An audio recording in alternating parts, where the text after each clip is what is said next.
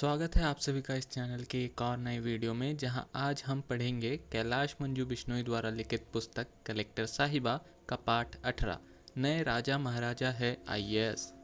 Internet media में मनरेगा घोटाला, आय से अधिक संपत्ति और भ्रष्टाचार के संगीन आरोपों से घिरी झारखंड की खनन और उद्योग सचिव आईएएस पूजा सिंघल पर प्रवर्तन निदेशालय ईडी की कार्यवाही से 19 करोड़ रुपए से अधिक नकद जब्त होने के बाद प्रशासन में भ्रष्टाचार की गंभीर होती समस्या और जनता के पैसे से दुरुपयोग पर बहस छिड़ गई। राजस्थान से लेकर झारखंड तक, छोटे कर्मचारियों से लेकर बड़े अधिकारियों तक रिश्वतखोरी या भ्रष्टाचार यह दर्शाता है कि भ्रष्टाचार की समस्या कितनी विकराल रूप धारण कर चुकी है। वैसे यह कोई छुपी बात नहीं है कि रोजमर्रा के जीवन में लोगों को विभिन्न सरकारी सुविधाएं पाने के लिए रिश्वत देनी पड़ती है।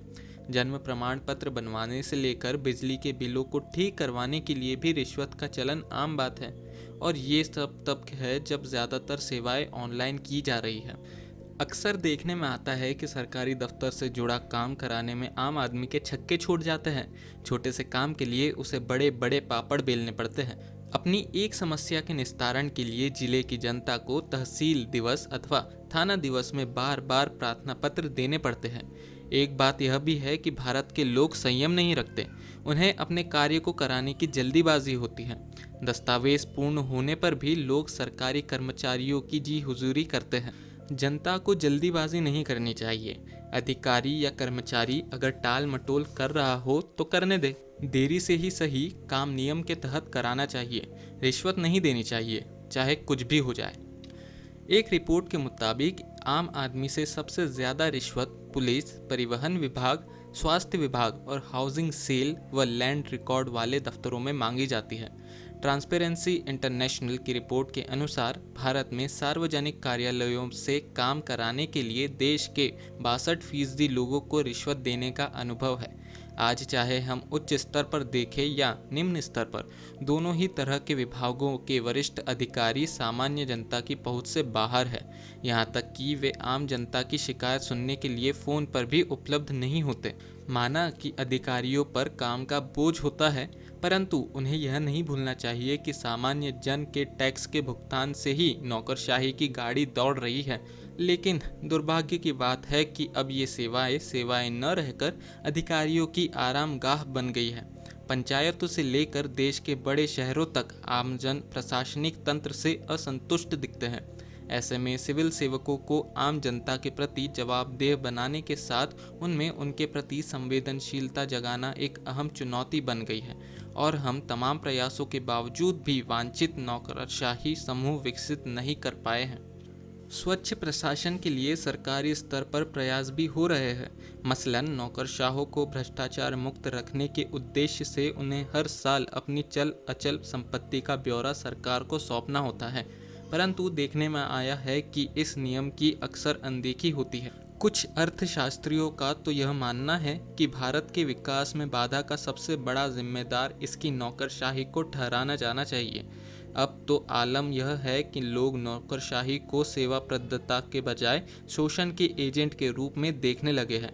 प्रशासन और आम जनता में दूरी इस कदर बन गई है कि एक तरह से नौकरशाही में मध्यकाल की सामंतशाही नजर आती है। अंतर सिर्फ यह है कि शोषण का अंदाज बदल गया है और इसमें भ्रष्टाचार की भूमिका केंद्रीय हो गई है। आमतौर पर कहा जाता है कि सबसे बेहतरीन प्रतिभाएं सिविल सेवा के लिए चुनी जाती है। इसके आकर्षण पर कारपोरेट जगत की भारी भरकम तनख्वाह वाली नौकरी भी कोई असर नहीं डाल पाती। दुख की बात तब आती है जब देश के सर्वोच्च प्रशासनिक परीक्षा पास कर सेवा में आने वाले एक के बाद एक अफसरों की चर्चा सकारात्मक कार्यों से अधिक रिश्वतखोरी और भ्रष्टाचार के लिए होने लगे।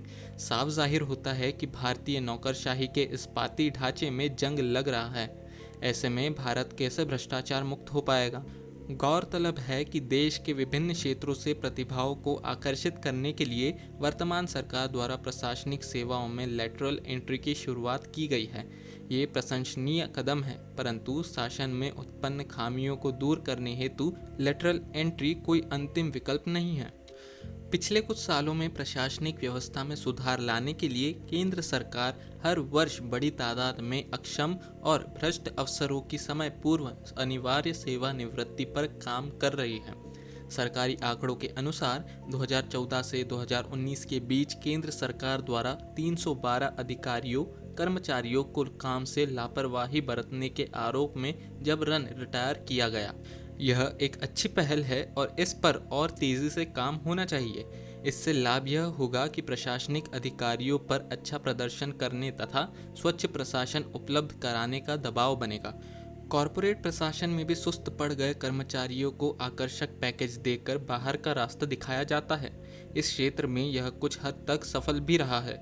इसलिए ऐसा ही तरीका राज्य सरकारों को भी प्रशासनिक तथा अधीनस्थ सेवाओं के लिए अपनाना चाहिए। इस मार्ग से शायद भ्रष्टाचार, अकर्मण्यता, धीमी कार्यशैली, लाल फीताशाही जैसी कार्य पद्धति से देश को छुटकारा मिल सके। शासन की नीतियाँ कितनी ही अच्छी क्यों न हो, यदि नौकरशाही ईमानदार और कार्य के प्रति लग्नशील नहीं है तो परिणाम अच्छे नहीं मिलते।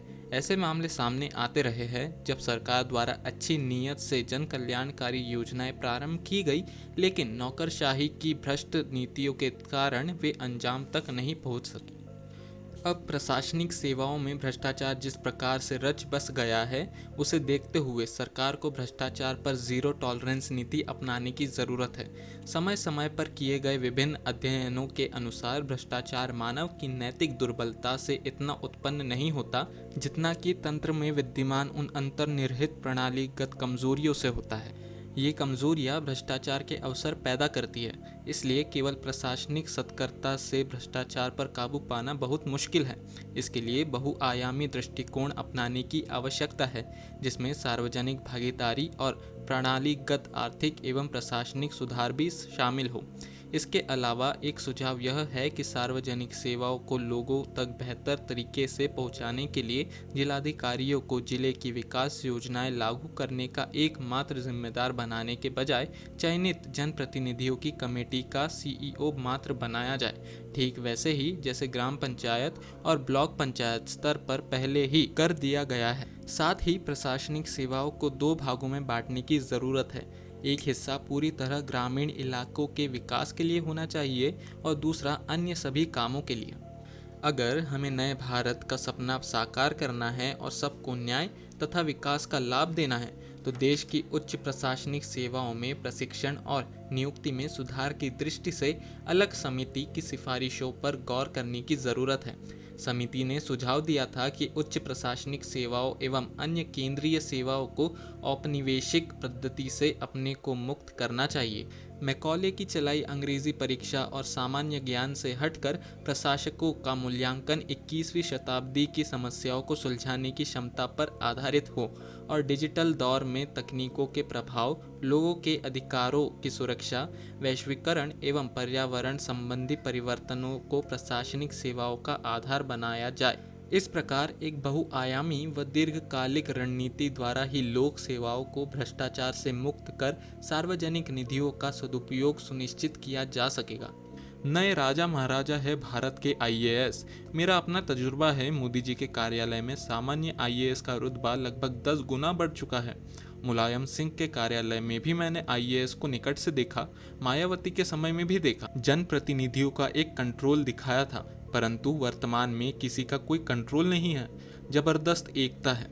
संजीव खैरवार, दिल्ली सरकार के प्रिंसिपल सेक्रेटरी, उन्हें अपने कुत्ते को साथ टहलाने के लिए पूरा स्टेडियम खाली चाहिए। यह तो बहुत सामान्य बात है। अभी पूजा सिंघल पकड़ी गई, हजारों करोड़ रुपयों की प्रॉपर्टी है, 20 करोड़ रुपए घर में निकले। 2 या 3 दिन के अंदर मीडिया से बात गायब हो गई। अब जांच भी आईएएस करेंगे और रास्ता भी वही निकाल देंगे और कुछ दिनों बाद वह जेल से भी बाहर आ जाएंगी। ऐसे ही नहीं हुआ यह सब कुछ। मोदी जी ने अपने पहले ही कार्यालय में सेक्रेटरी और ज्वाइंट सेक्रेटरी लेवल की मीटिंग बुलाकर कह दिया था कि मंत्री की कोई बात समझ न आए तब सीधे उन्हें बताएं। बस एक ही मौका चाहिए होता है। ज़्यादातर मंत्री 2 कौड़ी के हो गए हैं। एक केंद्र के मंत्री कह रहे थे उसी समय कि पता नहीं मुझे सचिव की सीआर लिखनी है या वह मेरी लिख रहा है, और वाकई वह कुछ दिनों बाद वह मंत्री नहीं रहे। जय हो। पाकिस्तान में कहा जाता है कि पाकिस्तान पूरी तरीके से सेना के कंट्रोल में रहता है, उसी तर्ज पर भारत में सब कुछ आईएएस के कंट्रोल में रहता है। झारखंड की सोरेन सरकार की नाक का बाल रही पैसों की पूजा करने वाली आईएएस पूजा सिंघल पुरवार के ठिकानों पर ईडी के छापे में 20 करोड़ रुपए कैश और 150 करोड़ की संपत्ति मिली। यह कोई पहली आईएएस नहीं है जिन पर इतना पैसा या संपत्ति मिली हो। यदि सरकार की कृपा से मलाईदार महकमे की कमान और बड़े जिलों में पोस्टिंग मिलती रहे तो 15 से 20 वर्ष में कोई भी आईएएस आईपीएस इतना धन आसानी से बना लेता है। पिछले 25 वर्षों में भारतीय प्रशासनिक सेवा, भारतीय पुलिस सेवा, भारतीय वन सेवा जैसी सर्विसेज ऐशो आराम, शानो शौकत और रुतबा ठाकते हुए बिना जोखिम उठाए करोड़ों अरबों में खेलने का जरिया बन गया है। इन पदों का रसूख और इनमें कमाई की असीमित संभावना का आकर्षण ही युवाओं में यूपीएससी की तैयारी की वजह बन रहा है। सेलेक्ट होने के बाद के इंटरव्यू में कही जाने वाली जनता की सेवा, सिस्टम में बदलाव, विकास में योगदान जैसी बातें महज छलावा होती है। इस फील्ड में आने के बाद फील्ड में तैनाती का अर्थ है कमाई का अवसर मिलना। बड़े जिले में तैनाती का मकसद है ज़्यादा कमाई के अवसर खोजना। सेक्रेटेरिएट या पीएचक्यू में तैनाती का मतलब है मनमानी सुविधाओं से कटौती हो जाना और कमाई के असीमित अवसरों से वंचित हो जाना।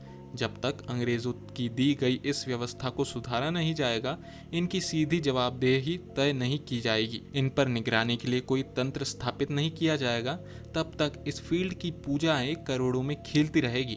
लेकिन इन पर नियंत्रण रखेगा कौन? इस व्यवस्था को बदलेगा कौन? क्योंकि जिन्हें ये व्यवस्था बदलना है वही लोग तो इन्हें संरक्षण देते हैं। यह पोस्ट पूजा सिंघल मामले पर मुंशीवर जी ने अपने फेसबुक वॉल पर लिखी। आईएएस आईपीएस धरती के भगवान हैं। आपके पास जादू की छड़ी होती है, आपके लिए सब कुछ संभव है। आपकी एक कॉल पर जिला हिलता है, आपकी सलाह से सरकारें चलती हैं। आप सचमुच भगवान हैं। भगवान जी, आप किस्मत और कर्म के धनी हैं।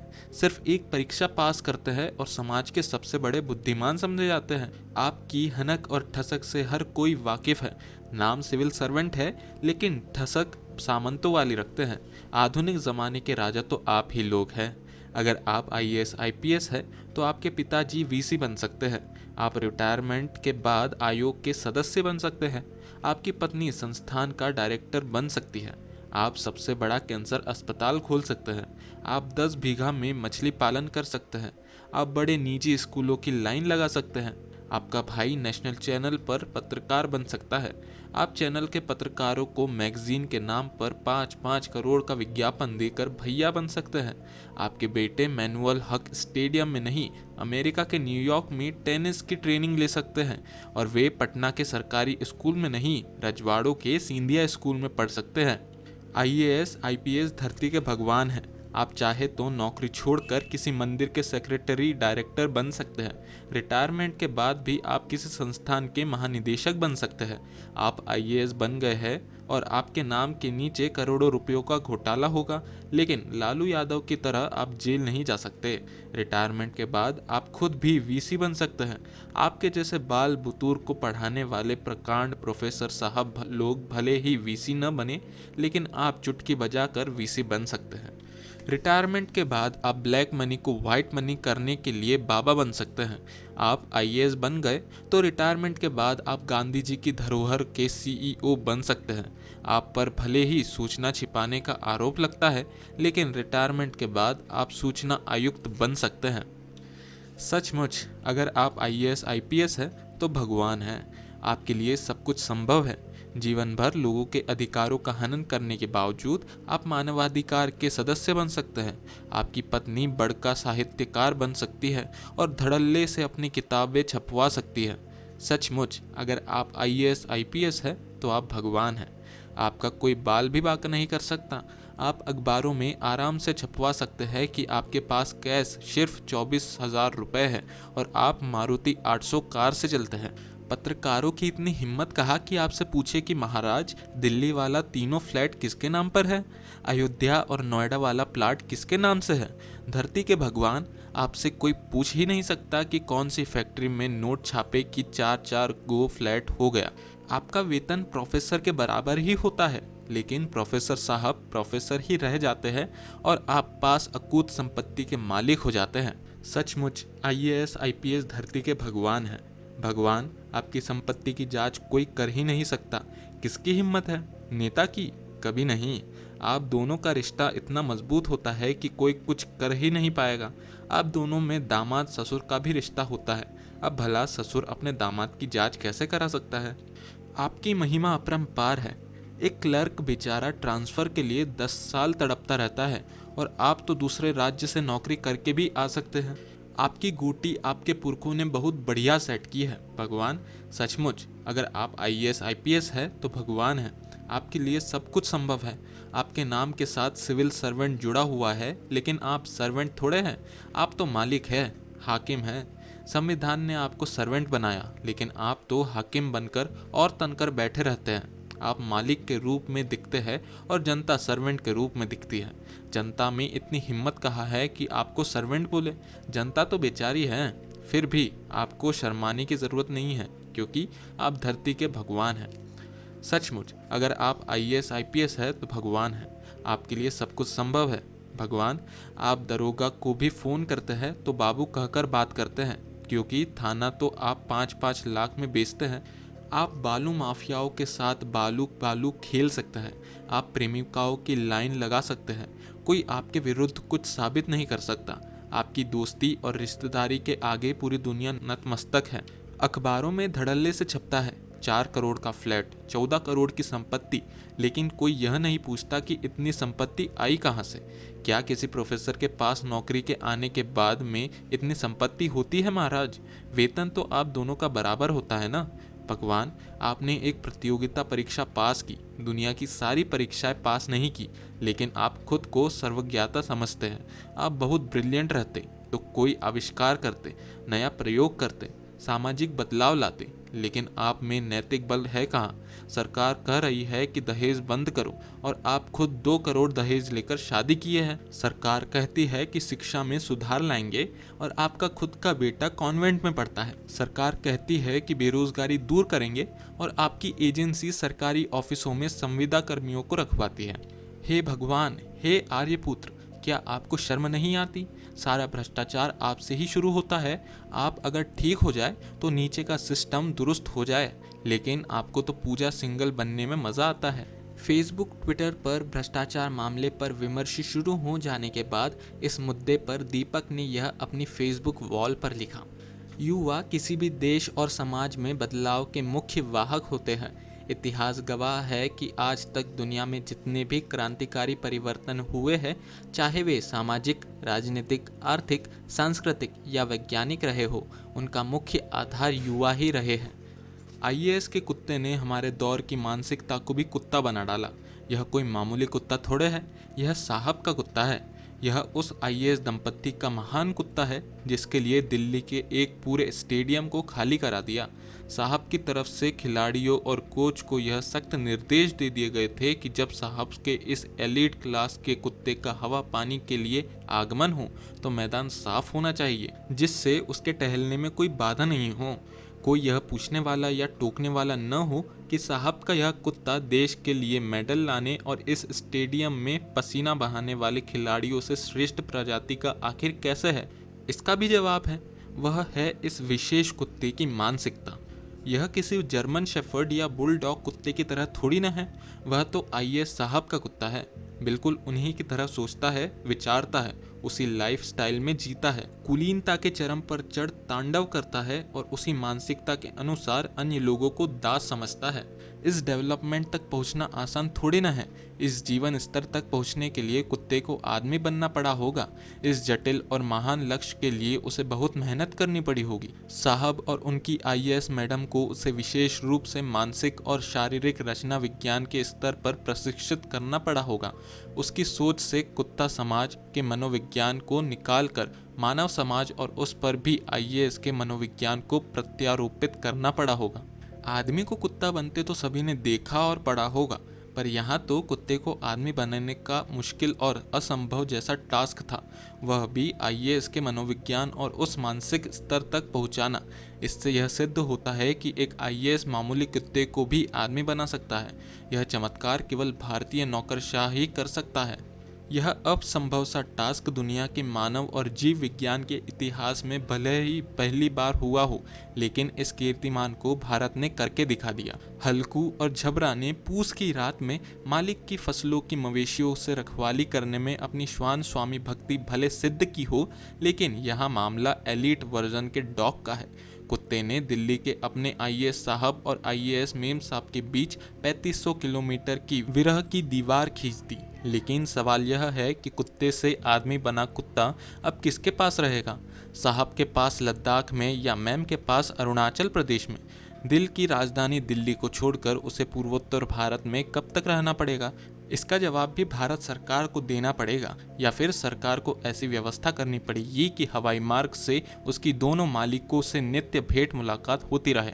नहीं तो यह आदमी की मानसिकता वाला कुत्ता फिर कुत्ता बन जाएगा और आदमी को ही कू बना देगा।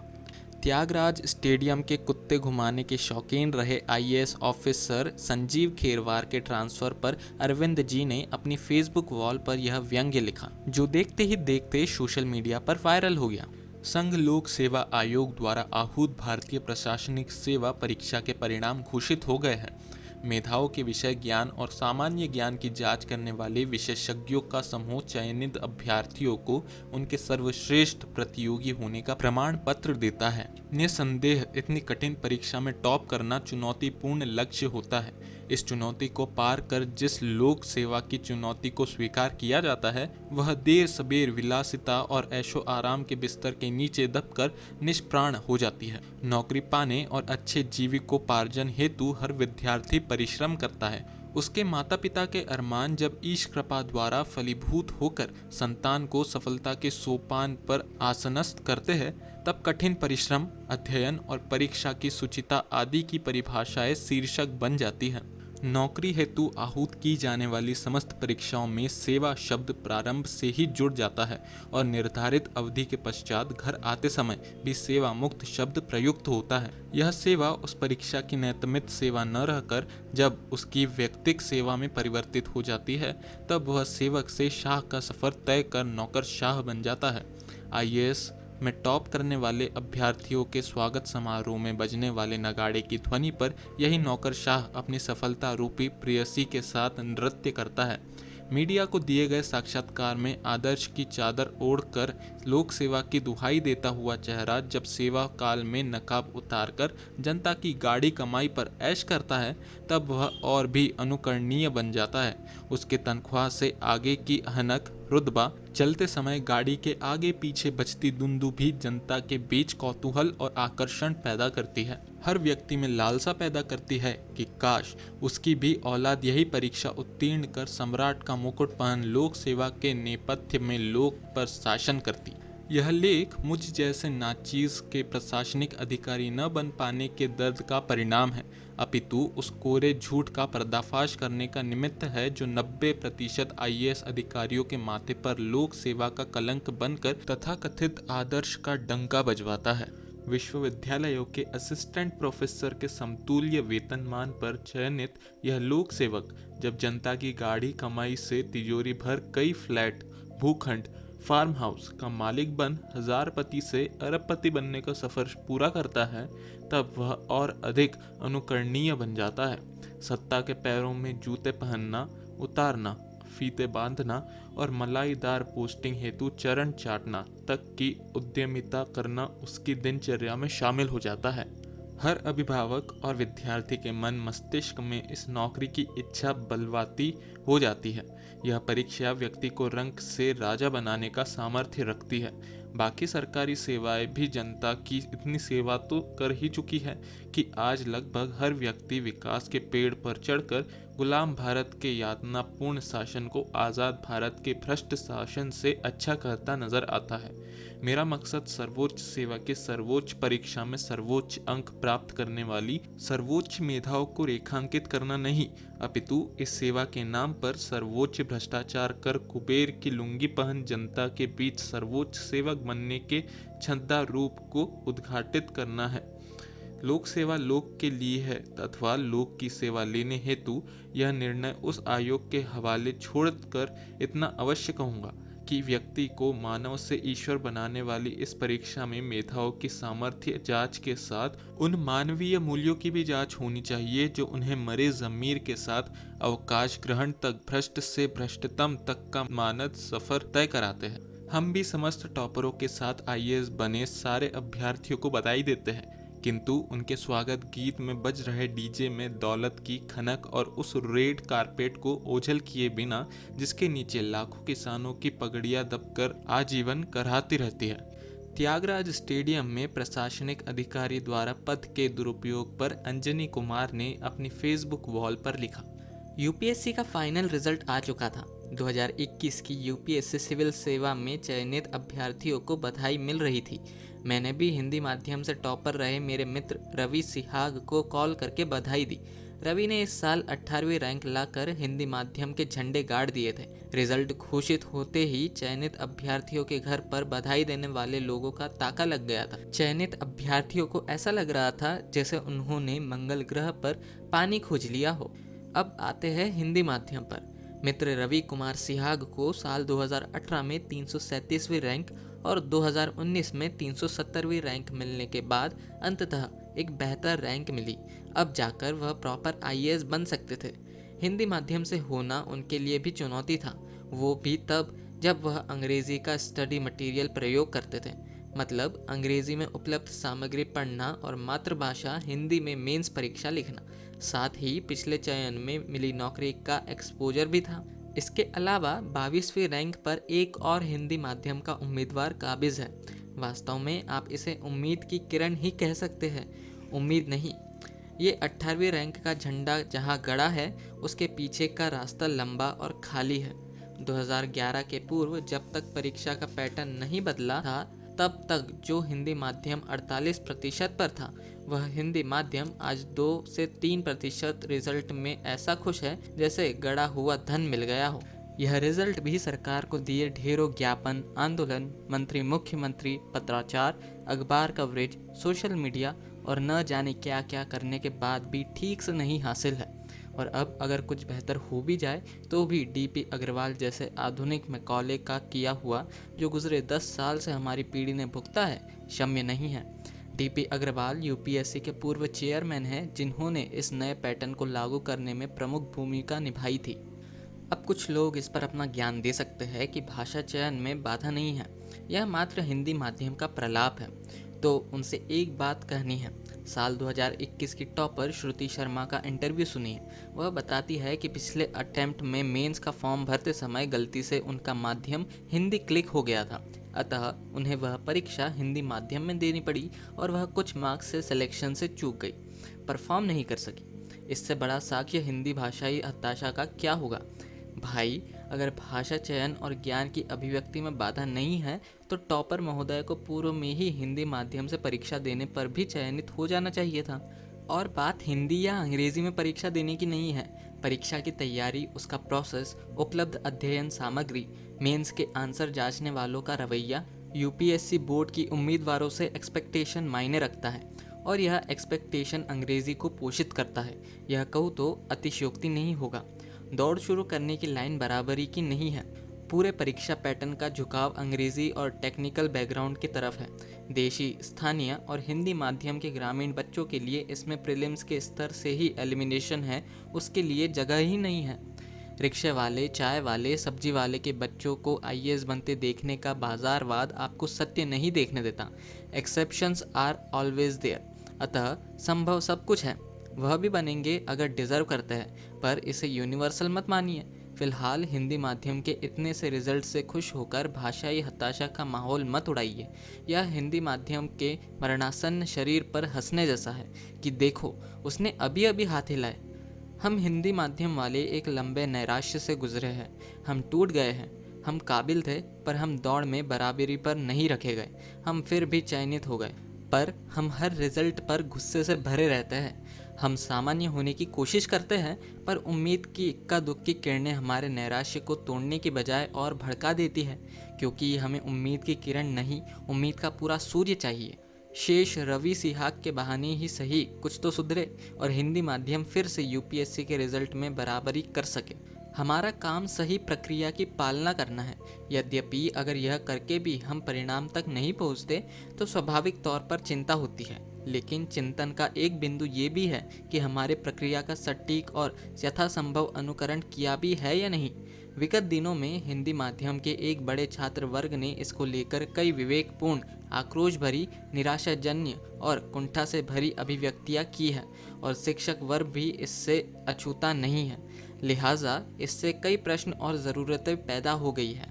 ज़रूरतों की व्याख्या में पहला बिंदु यही है कि एक बड़े छात्र वर्ग को ये स्वीकारोक्ति ओढ़ लेनी चाहिए कि जो हुआ ठीक हुआ। उनकी भाषा, अभिव्यक्ति की शैली और स्थूल दृष्टि और समझ उनके चयनित न हो पाने की पूरी कहानी कह रही है। दूसरा, अपने शिक्षकों पर मुग्ध मत हो जाइए। परीक्षा आपसे स्थिति प्रज्ञता की मांग करती है। तीसरा, जो शिक्षक अनुसरण की जाने वाली प्रक्रिया का सूक्ष्म अति सूक्ष्म विश्लेषण पूरी ईमानदारी से करता है, यथा आपके पाठ्यक्रम के हर विषय के हर खंड, हर उपखंड का विगत प्रश्न पत्रों में वेटेज कितना रहा, हिंदी अंग्रेजी दोनों माध्यमों के टॉपर से बातचीत के निष्कर्षों का सूक्ष्म और उपयोगी संपादन, और जो परीक्षा की पिछली 5-6 वर्ष की हर महीन वृत्तियों से आपको परिचित कराता है, उसे गालियाँ सौंपकर उसकी प्रेरणा, जज्बे का हरण मत कीजिए। चौथा, ये जाहिर है कि हिंदी माध्यम के विद्यार्थियों के पास उपलब्ध विषय वस्तु अपेक्षित रूप से कम गुणवत्ता युक्त, परीक्षा की मांग के कम अनुरूप है और कॉपी जांचने वालों की हिंदी के प्रति कम सहजता जैसे कारकों को मिलाकर हम पहले से ही 25-30 नंबर पिछड़ जाते हैं, जिस पर अनिवार्यतः काम होना चाहिए। लेकिन इस परीक्षा की प्रकृति को समझने और व्याख्यायित करने वाले स्पष्टतः कहते हैं कि इसके बाद सारा दोष विद्यार्थी का है, जहां से कई सवाल खड़े होते हैं।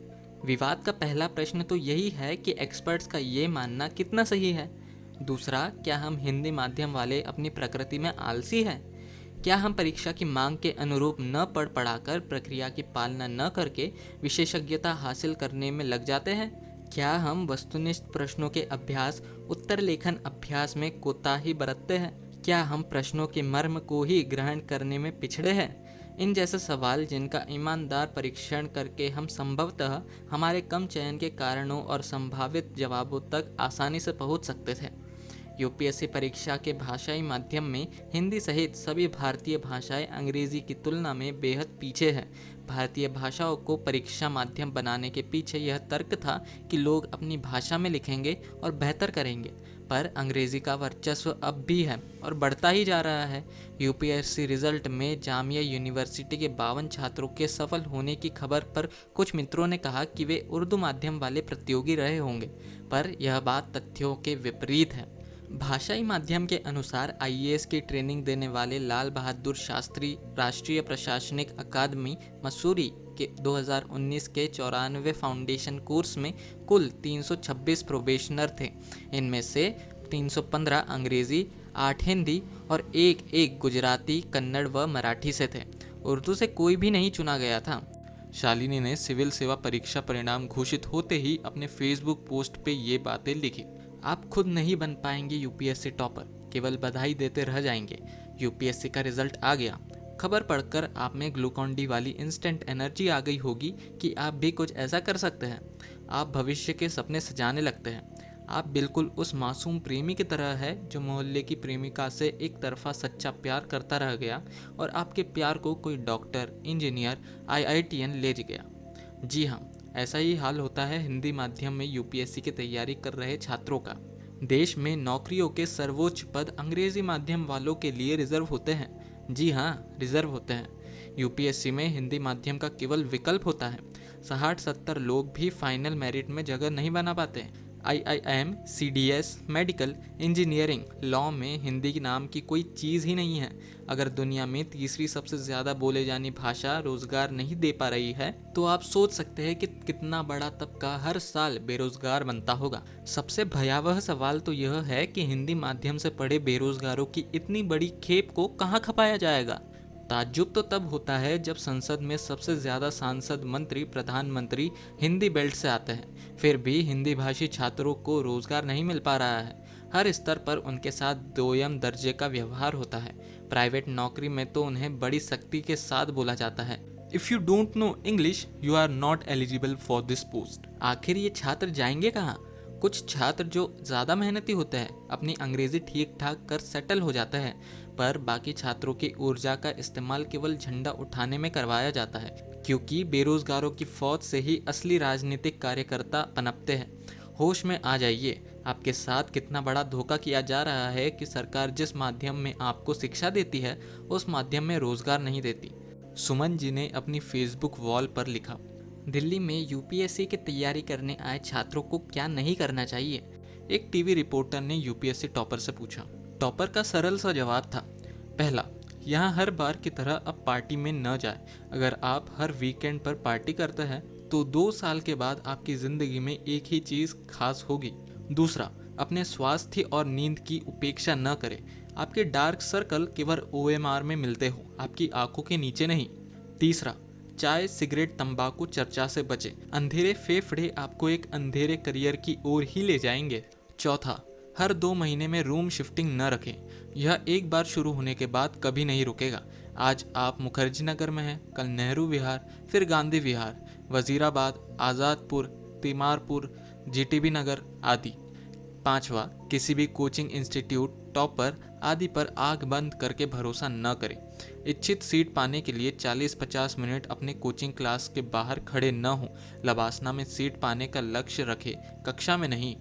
छठा, हिमालय की यात्रा पर न जाए। जब आप प्रारंभिक एवं मुख्य परीक्षा के बाद आराम कर रहे हो, आप काराकोरम को याद कर सकते हैं। लद्दाख, जंस्कार, पीर पंजाल, वास्तव में वहां जाए बिना भी। सातवां, गैर उम्मीदवारों के सामने अपना ज्ञान न बखारें। लड़के लड़कियों के बीच ओह बीसी और चाचियों के बीच हाय मेरा बच्चा की अभिव्यक्ति को छोड़कर इससे कुछ भी अच्छा हासिल नहीं होगा। अभी हम पढ़ रहे थे कैलाश मंजू बिश्नोई द्वारा लिखी पुस्तक कलेक्टर साहिबा का पाठ 18, नए राजा महाराजा है IAS। इसका सिर्फ अब एक आखिरी भाग बचा हुआ है, पार्ट 19, जो कि मैं बहुत ही जल्द इस चैनल पर डाल दूंगा। तो उस वीडियो का नोटिफिकेशन पाने के लिए प्लीज़ इस चैनल को सब्सक्राइब करें। साथ ही मुझे कमेंट करके ये भी बताइए कि मैं इस वीडियोज़ में और क्या इम्प्रूव कर सकता हूँ। तब तक प्लीज़ इस चैनल को सब्सक्राइब करिए, इस वीडियो को लाइक करिए और शेयर करिए। Thank you.